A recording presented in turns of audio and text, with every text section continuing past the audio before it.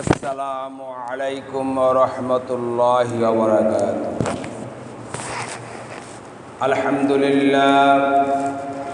আলহামদুলিল্লাহি নাহমাদুহু ওয়া নাস্তাঈনুহু ওয়া নাস্তাগফিরুহু ওয়া নাউযু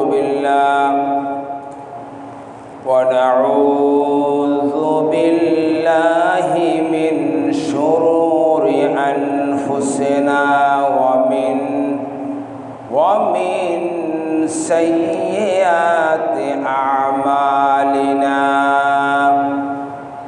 من يهد الله فلا مضل له ومن يضلله فلا هادي له ونشهد أن لا إله إلا الله وحده لا شريك له ونشهد أن سيدنا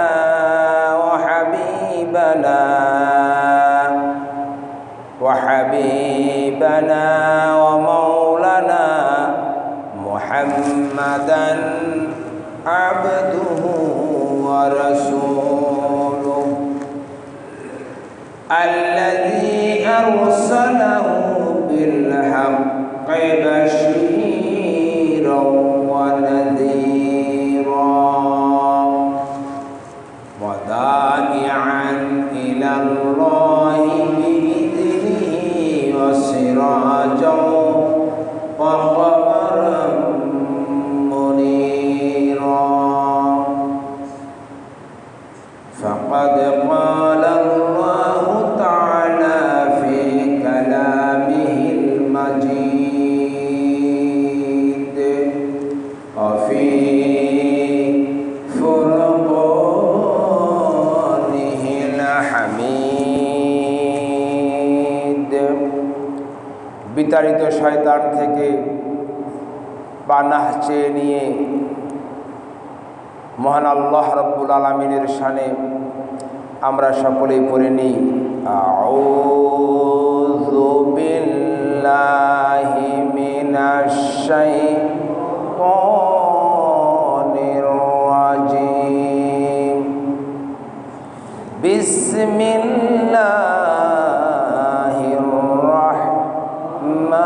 রাহমানির রহিম ওয়া মা আরসালনাকা ইল্লা রাহমাতাল লিল আলামিন সাদাকাল্লাহুল মাওলানাল আযীম ওয়া সাদাকা রাসূলুহুন নাবিয়ুল কারীম ওয়া নাহনু আলা যালিকা মিনাশ শাহিদিন والشاكرين والحمد لله رب العالمين إن الله وملائكته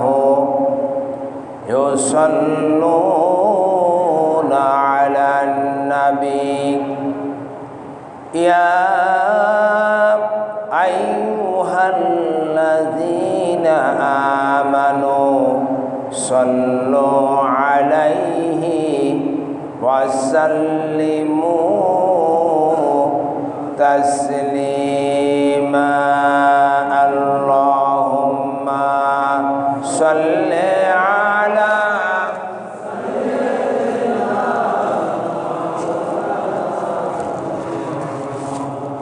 وعلى آل سيدنا মুহাব্বতের সাথে আওয়াজ করে বলি আল্লাহুম্মা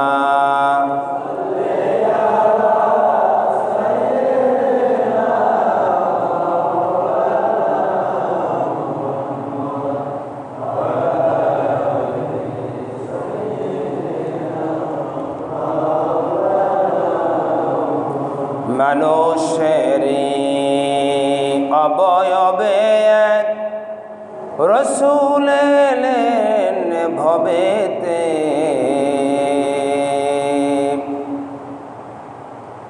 পাহাড় পাথর লুটিয়ে পড়ে যাহার চরণ তলেতে। আল্লাহুম্মা সাল্লি আলা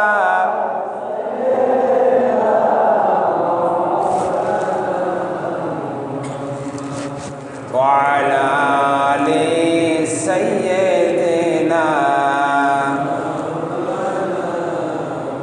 আরব দেশের লোকেরা কত বড় ভাগ্যবান,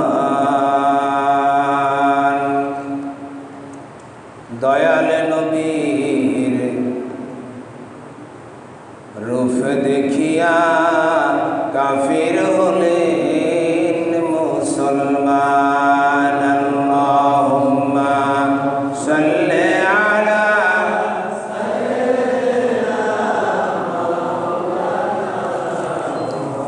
ওয়া আলা আলি সাইয়্যিদিনা।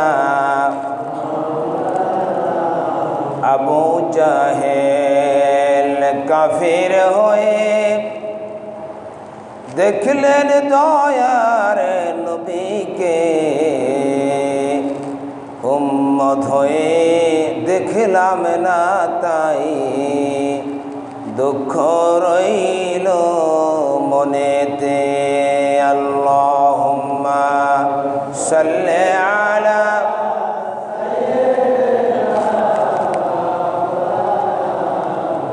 ওয়া আলা আলি সাইয়্যিদিনা। পড়ুন সবাই। বালাগাল উলা বিকামালিহি কাশাফাত তুজা বিজামালিহি হাসুনাত জামিউ খিসালিহি। মশরকে হুব্বে মুহাম্মদ মতলায়ে দেওয়ালিমা, মতলায়ে খুরশিদ সেফা সেনায়ে जो मालिमा। बलगल उला बिकमालिही कशफत तुजा बिजमालिही हसनत जमीउ खसालिही। जिक्र करे ला इलाहा इल्लल्लाह, ला इलाहा ला इलाहा इल्लल्लाह, ला इलाहा ला इलाहा इल्लल्लाह, ला इलाहा ला इलाहा इल्लल्लाह, ला इलाहा। हायातेर मालिक जे अल्लाह, मौतेर मालिक से अल्लाह। बोलो ला इलाहा ला इलाहा इल्लल्लाह, ला इलाहा ला इलाहा इल्लल्लाह मुहम्मदुर রাসূলুল্লাহ। আলহামদুলিল্লাহ, সমস্ত প্রশংসা পরম করুণাময় মহান আল্লাহ সুবহানাহু ওয়া তাআলার জন্য, যার অপার কৃপায় অসীম করুণায় আজকে পবিত্র জুমাবার, পবিত্র মাহে রবিউল আউয়াল মাসের প্রথম জুমা, মহান আল্লাহ রব্বুল ইজ্জতুল জালাল আমাদেরকে মেহেরবান হয়ে আল্লাহ পাকের ঘর মসজিদে আসার এবং বসার তৌফিক দান করেছেন। দুনিয়ার মধ্যে সর্বশ্রেষ্ঠ স্থান মসজিদ, সর্বশ্রেষ্ঠ মজলিস, দ্বীনি মজলিস। এত দুবয়ের মাঝে আমার মতো আপনার মতো অদম পাপী তাপীকে যে রব্বুল আলামিন মেহেরবান হয়ে একাত্রিত হয়ে জোরে মিলে বসার তৌফিক দান করেছেন, সেই মালিকের মহিয়ান বরিয়ান সর্বশক্তিমান দরবারে হৃদয়ের সবটুকুন আবেগ অনুভূতি উজাড় করে দিয়ে শুকরিয়া তান বলি আলহামদুলিল্লাহ। আমরা আসলে মুখে যা বলি অন্তরে তা করি না। আমাদের মুখটা হলো এক ধরনের, অন্তরটা হলো আরেক ধরনের। অনেকেরই এমন, ম্যাক্সিমাম। আল্লাহ রাব্বুল আলামিন বলেন, ইয়া আইয়ুহাল্লাযীনা আমানু লিমা তাকুলুনা মা তাফআলুন। হে ঈমানদারেরা, তোমরা যা মুখে বলো তোমরা তা কাজে পরিণত করো না।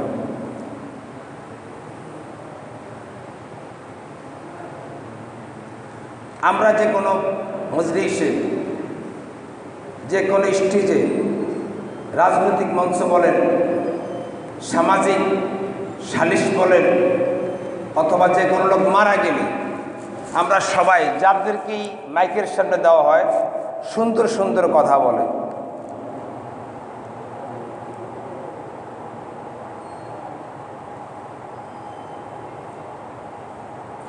কেউই বলে না যে আমি খারাপ, আমার ভিতরে এই দোষ আছে। এই কথা কাউকে কোনোদিন বলতে শুনেছেন কোনো মজলিসে? কেউ এইভাবে বলে অকপটে? বলতে চায় না অথবা বলে না। ম্যাক্সিমাম বলে না, শতকরা 95 জনই বলে না। আমরা সবাই বলার সময় খুব সুন্দরভাবে নিজেদেরকে প্রেজেন্টেশন করি, কিন্তু কাজের মাধ্যমে আমরা কাজে কর্মে দেখা যায় যে আমরা কে কতটুকু ভালো।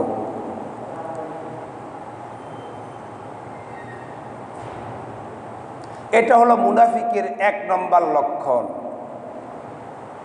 ইন্নাল মুনাফিকিনা আয়াতান সালাসা ইজা হাদ্দাসা কাযাবা। মুনাফিকের মুখে থাকে একটা, অন্তরে থাকে আরেকটা।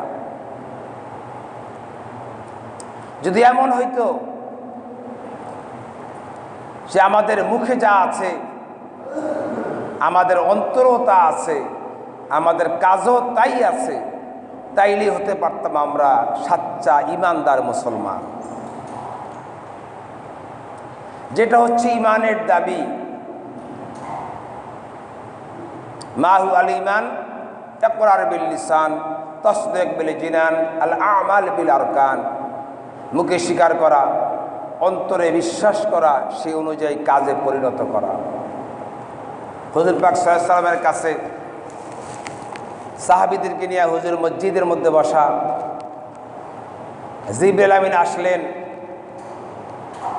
এসে একজন ওস্তাদের সামনে ছাত্র যেভাবে বসে যায় সেভাবে আদবের সাথে আত্তাহিয়াত শুরুতে বসে বলতেছেন, আসসালাতু আসসালামু আলাইকা ইয়া রাসূলুল্লাহ। হুজুর, আপনার উপরে মহান আল্লাহ পাকের শান্তি বর্ষিত হোক। আমি কি আপনাকে কিছু প্রশ্ন করতে পারি? নবীজি বললেন, নাম। জিবরিল আমিন বললেন, ইয়া রাসূলুল্লাহ মা হুয়াল ঈমান। ঈমান কি? আল্লাহ পাকের নবী বললেন, আমানতু বিল্লাহি ওয়া মালাইকাতিহি ওয়া কুতুবিহি ওয়া রুসুলিহি ওয়াল ইয়াউমিল আখির আল কদরি খাইরিহি ওয়া শাররিহি মিনাল্লাহি তাআলা ওয়াল বা'সি বা'দাল মাউত। 7টা বিষয় পরিপূর্ণভাবে মেনে নেওয়ার নামই হচ্ছে ঈমান। তার 1 নম্বরে হচ্ছে কি, আমানতু বিল্লাহ, আমি স্বীকার করে নিলাম মহান আল্লাহ রাব্বুল আলামিন। আমি মুখে স্বীকার করে নিলাম। আপনারা আমার সাথে সাথে পড়েন, আশহাদু আল্লা ইলাহা ইল্লাল্লাহু ওয়াহদাহু লা شريك له وأشهد أن محمدا عبده ورسوله নবীজিকে জিজ্ঞাসা করা হয়েছিল, ইয়া রাসূলুল্লাহ,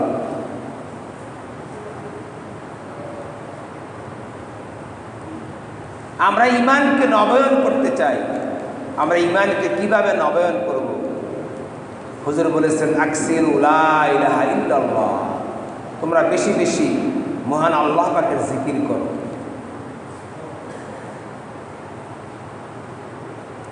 সাকালাতিন কলবিন আন যিকরিল্লাহ, কলবের ঝং, আল্লাহ পাকের জিকিরে কলবের ঝং ঝরে যায়, কলব পরিষ্কার হয়ে যায়।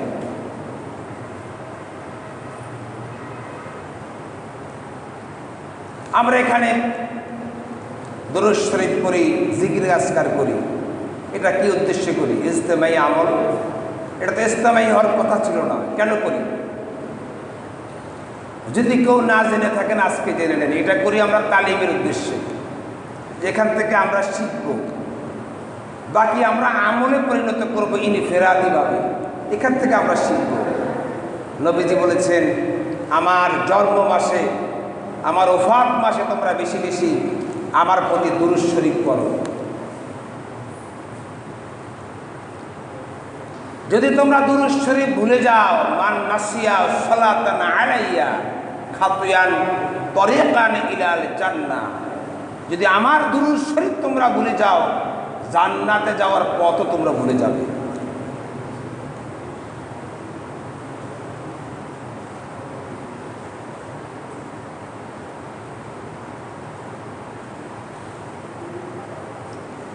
এই ঈমানের ভিতরে 7টা স্তরের ভিতরে একটা স্তর হলো আল বাসি বাদাল মাউত, আমাদেরকে মৃত্যুবরণ করতে হবে, মৃত্যুর পরে আমাদেরকে পুনরুজ্জীবিত হতে হবে, আল্লাহ পাকের দরবারে আমাদেরকে দাঁড়াতে হবে। এই কথা যদি আমাদের, এই যে কথা বললাম যে মুখে একটা মনে আরেকটা, কাজ করি আরেকটা, এই কথা যদি আমাদের ভিতরে থাকতো, তাহলে আমরা কোনো লোক, কোনো মুসলমান কোনো অন্যায় করতে পারত না, পৃথিবীটা দিয়া দিল না। আজকে দেখা গেছে আমরা সামান্য তুচ্ছ স্বার্থের বিনিময়ে আমরা আমাদের ঈমানকে বিক্রি করি, আমলকে বিক্রি করি। সামান্য কিছু লেনদেন হলেই আমরা আমাদের নীতি, নৈতিকতা, আদর্শ সব কিছু জলাঞ্জলি দিয়ে দিই। সিদ্দিক আকবর রাদিয়াল্লাহু তাআলা আনহু 3 বছর খেলাফতের শাসন বার তিনি পালন করেছেন। ইন্তেকালের সময় তিনি আয়েশা সিদ্দিকা রাদিয়াল্লাহু তাআলা আনহাকে বলেন, আয়েশা, আমারে তুমি 3টা নতুন কাপড় দিও না। আমরা মাইয়াত মারা গেলে 3টা কাপড় দিয়ে পুরুষকে কাফনের কাপড় পরানো হয়, মেয়েদেরকে 5টা কাপড় দেওয়া হয়। সিদ্দিক আকবর আমিরুল মুমিনিন, খলিফাতুল মুসলিমিন, মুসলিম জাহানের বাদশাহ সিদ্দিক আকবর বলে যে আমরা 3টা নতুন কাপড় দিও না। বলল যে আব্বা, আমাদের কি এমন সামর্থ্য নাই যে 3টা কাফনের কাপড় আপনাকে আমরা দেব? সিদ্দিক আকবর বলে, আয়েশা, 3টা বছর আমি খেলাফতের দায়িত্বে ছিলাম, মুসলিম জাহানের সকল স্তরের জনসাধারণ তাদের অন্ন, বস্ত্র, স্বাস্থ্য, চিকিৎসা, শিক্ষা, মৌলিক অধিকারগুলো পুঙ্খানুপুঙ্খানুভাবে আমার দ্বারা যদি পালনে আমি ব্যর্থ হয়ে যাই, মহান আল্লাহ পাকের দরবারে যদি আমাকে দাঁড়াতে হয়, মহান আল্লাহ পাকের দরবারে আমাকে দাঁড়াতে হবে। কারণ আল্লাহ পাক নিজেই বলেছেন, ইয়াউমা ইয়াকুমুর রূহু ওয়াল মালাইকাতু সাফফা লা ইয়াতাকাল্লামুনা ইল্লা মান আযিনা লাহুর রহমান। আল্লাহ পাক যদি আমাকে প্রশ্ন করা, আবু বকর, 3টা নিট অ্যান্ড ক্লিন নতুন কাপড় পরে তুমি আমার কাছে আজকে হাজির হয়েছ, 3টা কাপড় নিয়ে তুমি কবরের মধ্যে চলে গেছো।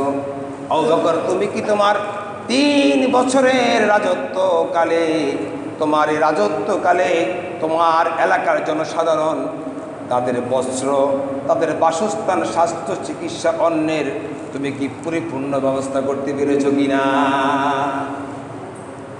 তুমি তাদেরকে কমপ্লিট সেবা দিতে পেরেছ? কিয়ামতের ময়দানে আমি কি জবাব দেব? এই হচ্ছিল সাহাবাদের ঈমান। তারা এই ঈমান নবীদের কাছ থেকে শিখেছিলেন। নবীজি সাল্লাল্লাহু আলাইহি সাল্লাম তিনি তার সুদীর্ঘ 23 বছরে সাহাবীদেরকে ঈমান শিক্ষা দিয়েছেন, আমল শিক্ষা দিয়েছেন। মসজিদে নববীতে খেজুর পাতার চাউনি আর খেজুর পাতার বেড়া, যেখানে খোলা আকাশের চন্দ্র দেখা যেত, যেখানে দিনের বেলা খোলা আকাশের সূর্য দেখা যেত, সেখান থেকে 10 জন জান্নাতি সার্টিফিকেট প্রাপ্ত সোনার মানুষ এই পৃথিবীতে আল্লাহ রাব্বুল আলামিন বিশ্বনবীর মাধ্যমে বিশ্ববাসীকে উপহার দিয়েছে। আজকে কোটি কোটি টাকা দামের মসজিদ, আলিশান মসজিদ, টাইলস করা মসজিদ, কিন্তু সেই সোনার মানুষ কোথায়? সেই সোনার মুসল্লি কোথায়? সেই মুমিন কোথায়? আজও সেই কোরআন আছে, আজও সেই কোরআন আছে, হাদিস আছে, সেই আবু বকর নাই, সেই ওমর নাই। আজও সেই আল্লাহ আছে, আজও সেই নবী আছে, সেই উসমান আর সেই আলী নাই, সেই ঈমান আর আমল নাই। বিশ্বনবী সাল্লাল্লাহু আলাইহি সাল্লামের জীবন ও কর্ম থেকে আমাদেরকে ঈমান এবং আমলের শিক্ষা গ্রহণ করতে হবে।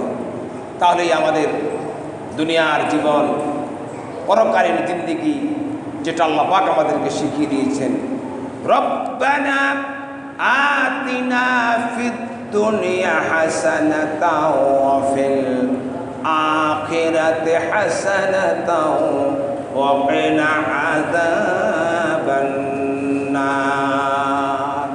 আল্লাহ পাক বলে, বিশ্ববাসী তোমরা আমার কাছে দোয়া করো, হে আল্লাহ আপনি আমাদেরকে দুনিয়ার কল্যাণ, কারণ আল্লাহ পাক ভালো করেই জানে যে পৃথিবীতে মানুষ যখন আসবে তারা আগে দুনিয়াটা আগে চাইবে। এই জন্য আল্লাহ পাক ফিদ দুনিয়া হাসানা ওয়া ফিল আখিরা হাসানা, আখিরাতের কথা আল্লাহ পাক পরে বলছেন। আমি বুঝতে পারছি যে তোমরা দুনিয়াটা আগে চাও, নগদ চাও, যে ঠিক আছে তোমরা দুনিয়াও চাও, আমার কাছ থেকে আখিরাতও চাও। সে দুনিয়া এবং আখিরাত যদি আমাদেরকে পেতে হয়, কেবলমাত্র একমাত্র শুধুমাত্র বিশ্বনবী মুহাম্মদ রাসূলুল্লাহ সাল্লাল্লাহু আলাইহি সাল্লামের জীবন ও আদর্শের মাধ্যমে পাওয়া সম্ভব। অন্য কোনো মত এবং পথের মাধ্যমে